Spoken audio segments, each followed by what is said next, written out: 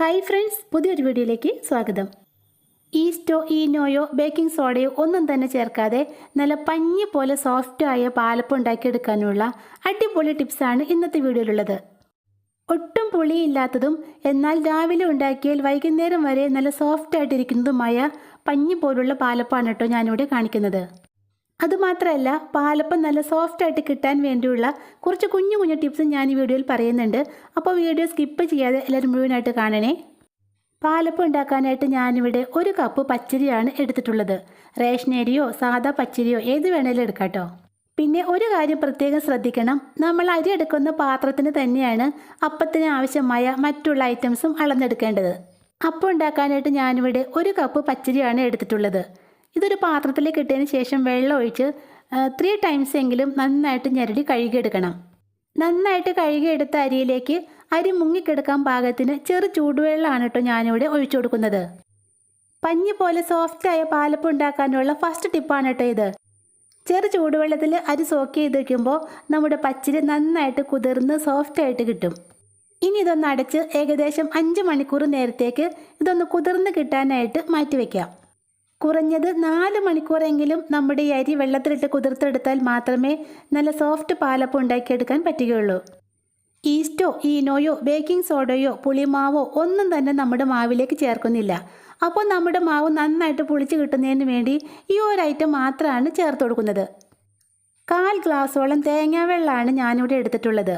ഇതിലേക്ക് 1 table spoon പഞ്ചസാര കൂടി ചേർത്ത് നന്നായിട്ടൊന്ന് കലക്കിയെടുക്കാം. പഞ്ചസാര നന്നായിട്ടൊന്ന് മെൽറ്റായി കഴിഞ്ഞ ശേഷം നമുക്കിതിലേക്ക് 1/2 സ്പൂൺ വിനീഗർ ചേർത്ത് കൊടുക്കാം. വിനാഗിരി ചേർത്ത് നന്നായിട്ടൊന്ന് ഇളക്കി മിക്സാക്കിയ ശേഷം നമുക്കിതൊന്ന് അടച്ച് മാറ്റി വയ്ക്കാം. പിന്നെ നിങ്ങളുടെ കയ്യിൽ ആപ്പിൾ സിഡാർ വിനേഗർ ഉണ്ടെങ്കിൽ അത് ചേർക്കുന്നതാണ് ഏറ്റവും നല്ലത്. ഞാനിപ്പോൾ സാധാ വിനീഗറാണ് ഇവിടെ ചേർക്കുന്നത്. അരി കുതിർക്കാൻ വെച്ച സമയത്ത് തന്നെയാണ് ഞാനിവിടെ തേങ്ങാ വെള്ളവും സെറ്റാക്കി വെച്ചത്.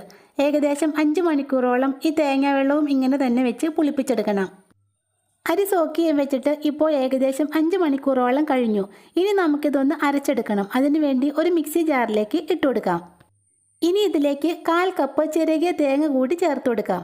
നമ്മൾ ഏത് പാത്രത്തിനാണോ അരി അളന്നെടുത്തത് ആ പാത്രത്തിന് 1/4 പാത്രം തേങ്ങ ചിരകിയതാണ് നമുക്കിതിലേക്ക് ആവശ്യമുള്ളത്. ഏകദേശം 5 മണിക്കൂറോളം പുളിപ്പിച്ച നമ്മുടെ തേങ്ങാ വെള്ളവും കൂടി ഇതിലേക്ക് ഒഴിച്ചു കൊടുക്കാം. പിന്നെ നമ്മുടെ ഈ പാലപ്പം ഉണ്ടാക്കാനായിട്ട് ചോറ് ചേർക്കുന്നില്ല കേട്ടോ. ചോറിന് പകരമായിട്ട് നമ്മൾ വേറൊരു ഐറ്റമാണ് ഇവിടെ ചേർക്കുന്നത്.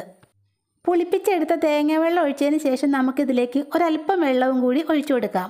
ഏകദേശം 5 മണിക്കൂറോളം സോക്ക് ചെയ്ത് വെച്ച അരിയാണ് നമ്മളിവിടെ അരയ്ക്കാനായിട്ട് എടുത്തിട്ടുള്ളത്. അപ്പോൾ അത് നന്നായിട്ട് നനവുണ്ട്. അതുകൊണ്ട് വെള്ളം കുറച്ച് മാത്രം ഒഴിച്ച് അരച്ചെടുക്കാം. വെള്ളം കൂടിപ്പോയാൽ അരയ്ക്കാൻ കുറച്ച് പാടായിരിക്കും. 1 സ്പൂൺ പഞ്ചസാരയും കൂടി ചേർത്ത് നമുക്കിത് നല്ല പേസ്റ്റ് പോലെ ഒന്ന് അരച്ചെടുക്കാം. 1 സ്പൂൺ പഞ്ചസാര നമ്മൾ തേങ്ങ വെള്ളത്തിൽ ചേർത്തതാണ്. പിന്നെ 1 സ്പൂൺ പഞ്ചസാരയും കൂടി ഞാൻ ചേർത്ത് കൊടുക്കുന്നുണ്ട്. അപ്പോൾ നമ്മുടെ അപ്പത്തിന് ചെറിയൊരു മധുരം ഉണ്ടാവും. അത് നിങ്ങൾക്ക് ആവശ്യമില്ലെങ്കിൽ ഈ ലാസ്റ്റ് ഇട്ട പഞ്ചസാര വേണ്ടാന്ന് വെക്കാം കേട്ടോ. തേങ്ങയും അരിയും ചേർത്ത് നല്ല പേസ്റ്റ് പോലെ തന്നെ അരച്ചെടുത്തിട്ടുണ്ട്. ഇനി ഇത് ഒരു സൈഡിലേക്ക് ഒന്ന് മാറ്റി വയ്ക്കാം. ചോറ് ചേർക്കാത്ത പാലപ്പമാണ് നമ്മളിവിടെ ഉണ്ടാക്കുന്നത്. അപ്പോൾ ചോറിന് പകരമായിട്ട് നമ്മുടെ മാവ് പുളിച്ച് കിട്ടുന്നതിന് വേണ്ടി നമ്മൾ ചേർക്കുന്ന ഐറ്റം എന്താണെന്ന് നോക്കാം. ചോറിന് പകരമായിട്ട് നമ്മളിവിടെ എടുത്തിരിക്കുന്നത് റവയാണ് കേട്ടോ. 2 സ്പൂൺ റവ ഒരു പാത്രത്തിലേക്ക് ഇട്ട് കൊടുക്കുന്നുണ്ട്. ഇനി ഇതിലേക്ക് 1/2 കപ്പ് വെള്ളമാണ് ഞാനിവിടെ ഒഴിച്ചു കൊടുക്കുന്നത്. അരി അളന്നെടുത്ത അതേ കപ്പിന് 1/2 കപ്പ് വെള്ളം ഒഴിച്ച് നമുക്ക് ഈ റവയൊന്ന് കലക്കിയെടുക്കാം. കട്ടകളൊന്നുമില്ലാതെ റവ കലക്കിയെടുത്ത ശേഷം നമുക്കിത് സ്റ്റവിലേക്ക് വെച്ച് നന്നായിട്ടൊന്ന് കുറുക്കിയെടുക്കണം. പിന്നെ ചൂട് തട്ടുമ്പോൾ റവ പെട്ടെന്ന് അടുക്കി പിടിക്കാനുള്ള ചാൻസ് ഉണ്ട്. അതുകൊണ്ട് കൈ വിടാതെ ഇളക്കിക്കൊണ്ടിരിക്കണം. നന്നായിട്ട് വെള്ളം വറ്റിച്ച് ഈ പരുവത്തിന് നല്ല കട്ടയുള്ള പരുവത്തിനാണ് നമുക്കിത് കുറുക്കി വാങ്ങിയെടുക്കേണ്ടത്.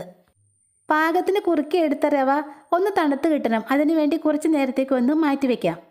റവ കുറുക്കിയത് നന്നായിട്ട് തണുത്ത ശേഷം നമുക്കത് അരച്ചെടുത്ത അരിയോടൊപ്പം ചേർത്ത് ഏകദേശം 2 മിനിറ്റ് കൂടി നന്നായിട്ടൊന്ന് അരച്ചെടുക്കാം. ഈ സമയത്ത് വെള്ളം കുറവാണെങ്കിൽ കുറച്ച് വെള്ളം കൂടി ചേർത്ത് കൊടുക്കാം. പച്ചരിയും തേങ്ങയും റവ കുറുക്കിയതും എല്ലാം കൂടി ചേർത്ത് നല്ല വെണ്ണ പോലെ തന്നെ അരച്ചെടുക്കണം. പാലപ്പത്തിന് മാവ് അരയ്ക്കുമ്പോൾ നല്ല വെണ്ണ പോലെ അരച്ചെടുത്താലാണ് നമ്മുടെ പാലപ്പം നല്ല സോഫ്റ്റായിട്ട് കിട്ടുകയുള്ളൂ. അരച്ചെടുത്ത മാവിൽ നിന്നും ഒരല്പം എടുത്ത് വിരൽത്തുമ്പ് കൊണ്ട് ഇങ്ങനെ ഒന്ന് നോക്കുമ്പോൾ നല്ല വഴുവഴുപ്പ് തോന്നണം. അതായത് നല്ല മിനുസം തോന്നണം. അതാണ് പെർഫെക്റ്റ് പാലപ്പം ബാറ്റർ. തയ്യാറാക്കിയെടുത്ത മാവ് നമുക്കൊരു പാത്രത്തിലേക്ക് ഒന്ന് ഒഴിച്ചു വയ്ക്കാം. പിന്നെ അരച്ചെടുത്ത മാവ് കുറച്ച് വലിയൊരു പാത്രത്തിലേക്ക് ഒഴിച്ചു വെക്കണം. അല്ലെങ്കിൽ നമ്മുടെ മാവ് പുളിച്ച് പൊന്തി പാത്രത്തിന് വെളിയിലേക്കൊക്കെ വീഴും. നമ്മുടെ പാലപ്പം നല്ല സോഫ്റ്റായി കിട്ടുന്നതിന് വേണ്ടി നമുക്ക് ഈ മാവ് നന്നായിട്ടൊന്ന് മിക്സാക്കി കൊടുക്കണം. സ്പൂണ് കൊണ്ട് മിക്സാക്കുന്നതിലും നല്ലത് നമ്മുടെ കൈ വെച്ചിട്ട് മിക്സാക്കുന്നതാണ് കേട്ടോ. കൈ നന്നായിട്ടൊന്ന് കഴുകിയതിന് ശേഷം ഏകദേശം 5 മിനിറ്റോളം നമുക്ക് ഈ മാവ് നന്നായിട്ടൊന്ന് മിക്സാക്കി കൊടുക്കാം. കൈ കൊണ്ട് ഇങ്ങനെ ചെയ്യുമ്പോൾ നമ്മുടെ കയ്യിലുള്ള നല്ല ബാക്ടീരിയകൾ മാവിലേക്ക് ഇറങ്ങുകയും മാവ് നന്നായിട്ട് പുളിച്ച് കിട്ടുകയും ചെയ്യും. 5 മിനിറ്റോളം ഇങ്ങനെ കൈകൊണ്ട് നന്നായിട്ട് മിക്സാക്കിയ ശേഷം നമുക്കിതൊന്ന് അടച്ച് പുളിപ്പിക്കാനായിട്ട് മാറ്റി വയ്ക്കാം. പുളിപ്പിക്കാനായിട്ട് നമ്മൾ ഇതിലേക്ക് ഈസ്റ്റോ ബേക്കിംഗ് സോഡയോ ഒന്നും തന്നെ ചേർക്കുന്നില്ല. അപ്പോൾ നമ്മുടെ മാവ് കുറഞ്ഞത് 8 മണിക്കൂർ അല്ലെങ്കിൽ ഓവർനൈറ്റ് ഇങ്ങനെ വെച്ചാലാണ് നന്നായിട്ട് പുളിച്ച് പൊന്തി വരികയുള്ളൂ.